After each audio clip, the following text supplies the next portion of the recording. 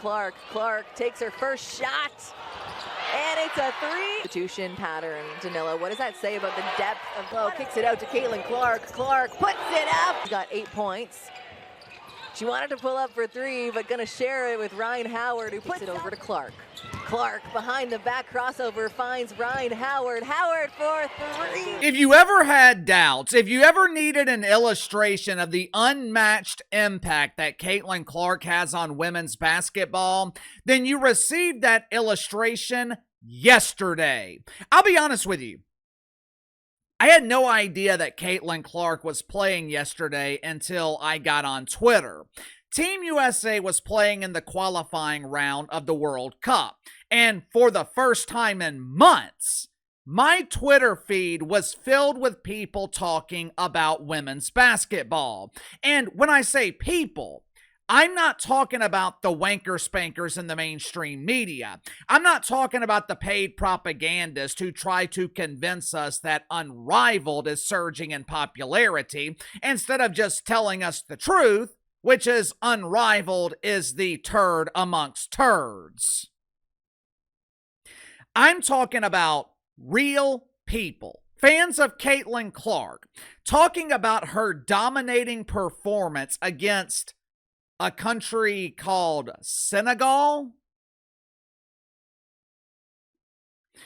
Uncle KC did not know what or where Senegal was. As it turns out, Senegal is a country in West Africa, and it's the final destination on Omar Elon's complimentary boarding pass when she is eventually deported out of America.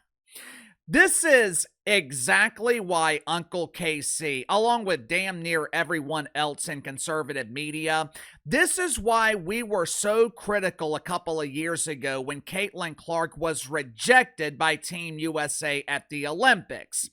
It's nothing against the unknown players and their inability to draw flies to a fresh turd, but if you want women's basketball to be relevant, you only have one option.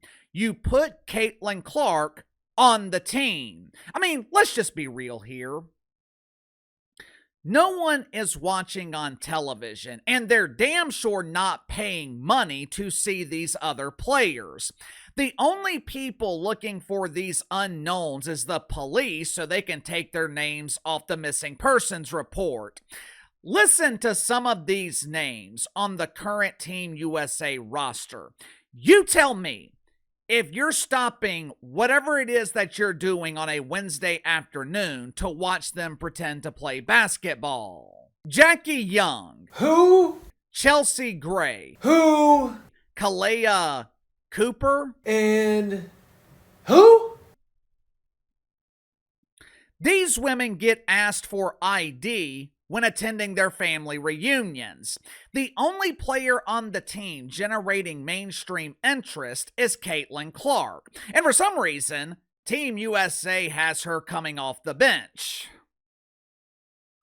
Well, Uncle Casey, that's just not true. There are plenty of high-profile players on Team USA. Angel Reese, Paige Buckner, Kelsey Plum. These women are huge stars.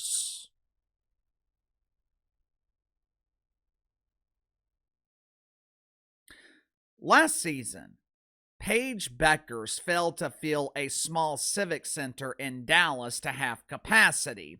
Angel Reese has more me-bounds than tickets sold. I will admit, Kelsey the Plumber is a well-known star, but it's not because of basketball. The only reason she gets recognized is because her beautiful face is on the side of the Roto-Rooter van.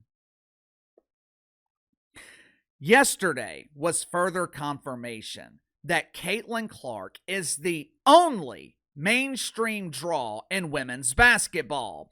If you don't believe me, then answer the following question.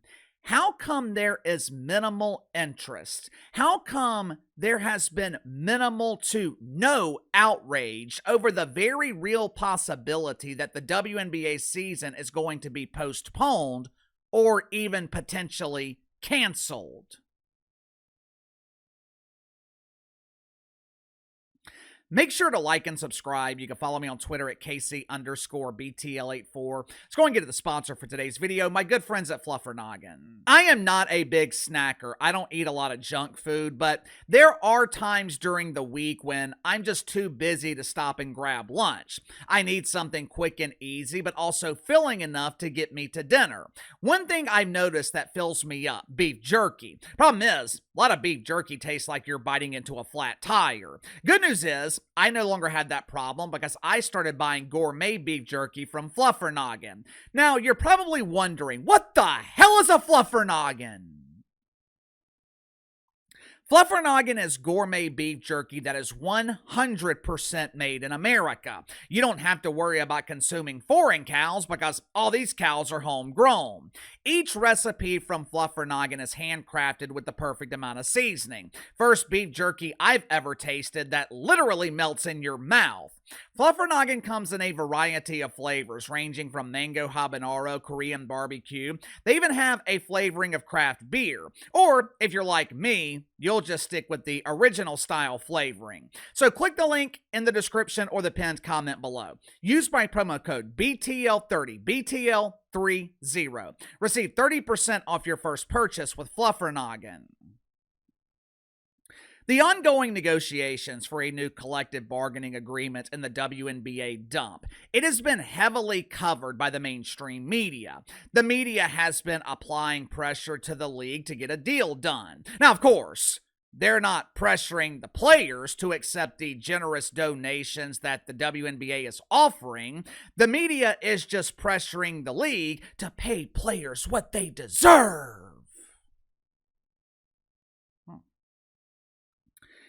If WNBA players were being paid based on what they deserve, every player not named Caitlin Clark would be making minimum wage. Although the media has been applying pressure, there hasn't been a lot of pressure from the WNBA fan base, mainly because I don't think it exists. But just think about that for a second. We are less than 2 months away from pretend basketball season. Imagine for a second that we're 6 weeks away from week 1 of the NFL regular season. Players and owners, they are arguing over money. Players are threatening to cancel the season, go on strike if they don't get what they think they deserve. The reaction from the fan base would be visceral. The league would feel pressure from all sides to get a deal done. The media, sports books, content creators, fans, hell, they might even receive pressure from politicians. Why? Because for a lot of people, the NFL is their personal cash cow. I'm sure you guys have heard stories before about a manufacturing plant shutting down in a small town, and when the plant shuts down, the entire town collapses.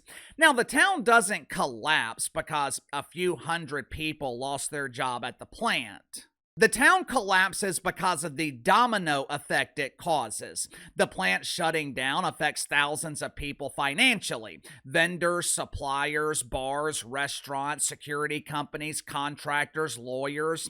The plant is the foundation of their business. So when the plant shuts down, everyone is out of business. If the NFL canceled their season, it would affect thousands, maybe even millions of people financially. Same thing with the NBA, the NHL, Major League Baseball. If the NHL went on strike again, their passionate fan base would be outraged. But with the WNBA season being delayed or potentially canceled, outside of the media, no one seems to care. I wonder why. The truth is, WNBA players have severely overvalued the level of interest in their league. But KC, WNBA ratings were massive last season. They averaged 1.5 million viewers for the WNBA Finals. Yeah, that's true. There was definitely a level of interest to see the Las Vegas Anonymous faces win the coveted prize of the Platinum Pooper, or as Kelsey the Plumber's bosses at Roto-Rooter prefer to call it, a toilet. But if you cover this league, which I have the unfortunate task of doing, then you know that mainstream interest in pretend basketball was down drastically last season. Now, part of that can be blamed on Caitlin Clark being injured and not playing. But I think a lot of it had to do with the fact that there was no drama. There were no interesting storylines. And look. This is not just a complaint with the WNBA. People complain about the same thing with the NBA. For some reason, basketball is heavily reliant on storylines to make it compelling to the casual audience. Once you remove the dramatics from the WNBA, all you're left with is missed layups and exciting promotions of Ben Gay.